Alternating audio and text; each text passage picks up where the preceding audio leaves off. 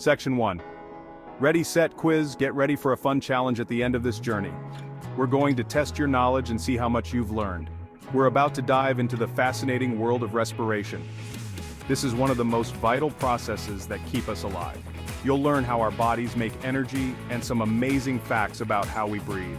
Did you know that every breath you take is a complex process involving multiple organs? But first, let's understand what respiration is all about.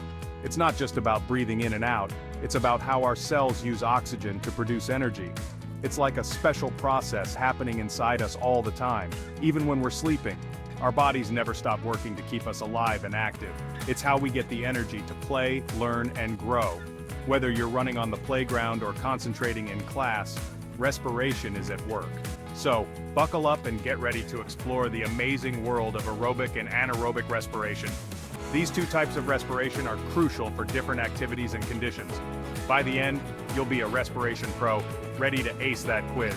You'll understand how your body uses oxygen and what happens when it doesn't have enough. Are you up for the challenge? Let's go. Get your thinking caps on and prepare to dive deep into the wonders of respiration. This is going to be an exciting and educational adventure.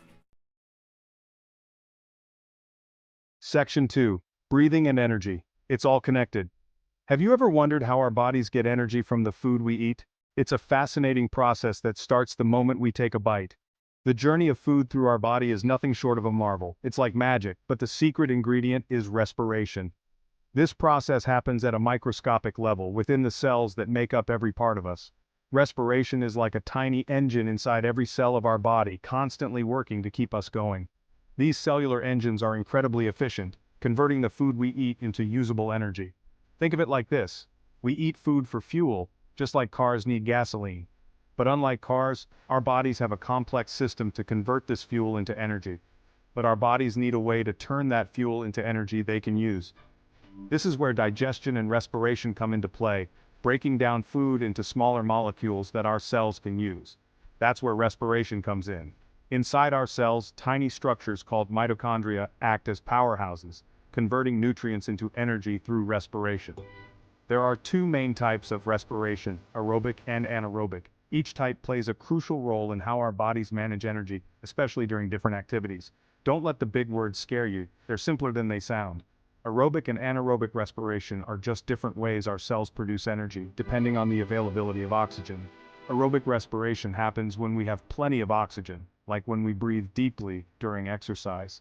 This type of respiration is highly efficient and produces a lot of energy. Anaerobic respiration kicks in when we're low on oxygen, like during a super fast sprint. Although it produces less energy, it allows us to keep going when oxygen is scarce. Let's explore each type in detail and see the amazing ways our bodies make energy. Understanding these processes helps us appreciate the incredible efficiency and adaptability of our bodies.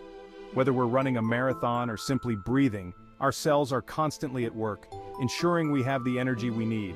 It's all connected, and it's all happening right inside us. So next time you take a deep breath or enjoy a meal, remember the incredible journey your body undertakes to keep you energized and alive. It's a beautiful interconnected system that never stops working for you. Section 3. Aerobic respiration. With oxygen, we thrive. Aerobic respiration is like the star player when it comes to energy production. It's the MVP, the most valuable process, ensuring our cells get the energy they need to function optimally. It's the most efficient way our bodies make energy from food, and it needs oxygen to work its magic. Without oxygen, our cells would struggle to produce the energy required for even the simplest tasks. Think of it like this. Imagine a campfire. Just as a campfire needs wood and oxygen to burn brightly, our cells need glucose and oxygen to produce energy. The wood is our food, and the oxygen in the air helps the fire burn brightly, releasing energy as heat and light. This process is a perfect analogy for how our cells use oxygen to release energy from food. That's similar to what happens in our cells. Inside our cells, tiny structures called mitochondria act like power plants, converting glucose and oxygen into usable energy.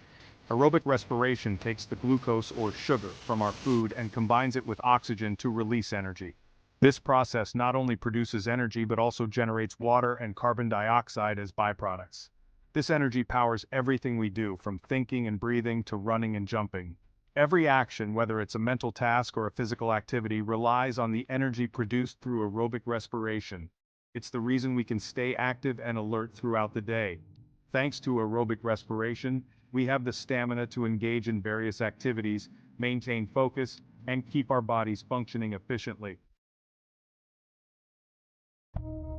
Section 4. The aerobic equation, fueling our bodies. Now, let's see the magic formula behind aerobic respiration.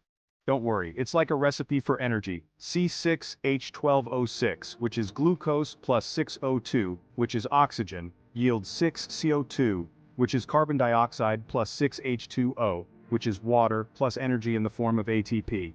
This equation shows how glucose and oxygen react to produce carbon dioxide, water, and most importantly, energy. Our bodies are super efficient at this process, making sure we get the most energy possible from the food we eat. And the best part? We do this all day, every day, without even thinking about it. Section 5.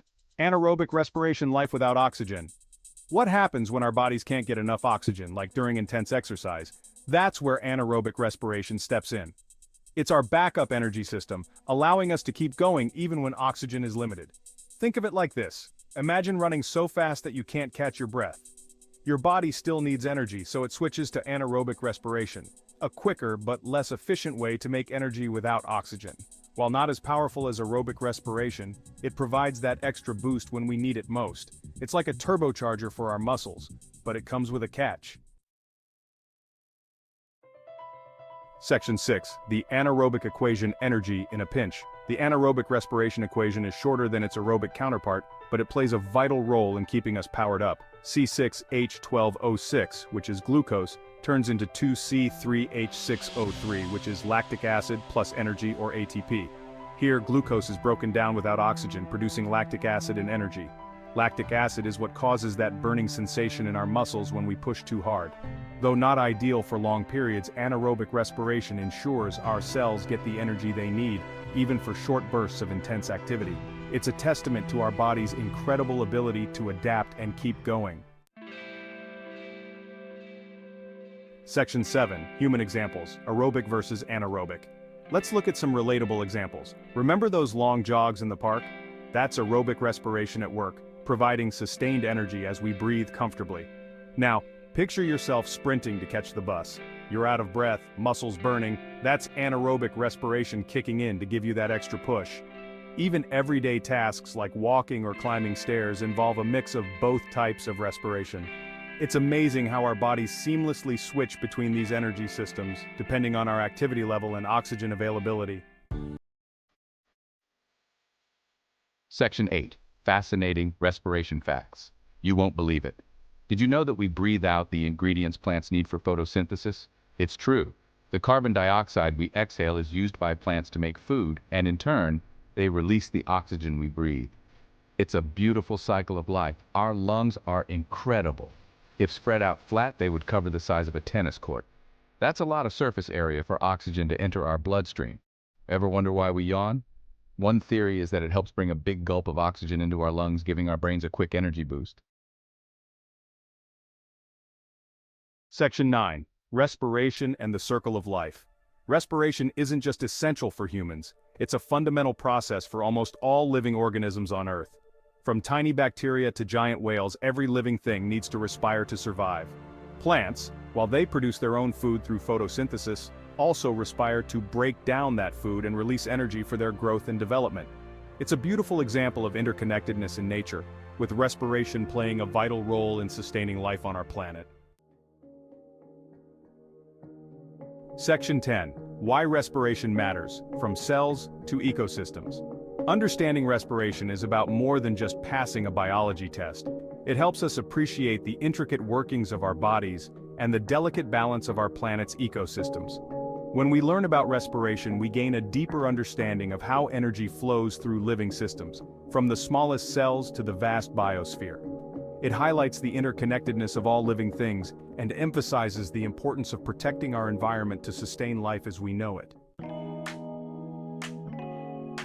Section 11. Quiz time. Test your respiration knowledge. Now it's time to test your knowledge. See if you can answer these questions about respiration. 1. What is the main difference between aerobic and anaerobic respiration? 2. Write the chemical equation for aerobic respiration. 3. What is the byproduct of anaerobic respiration in humans? 4. Name one interesting fact you learned about respiration. Think carefully and good luck.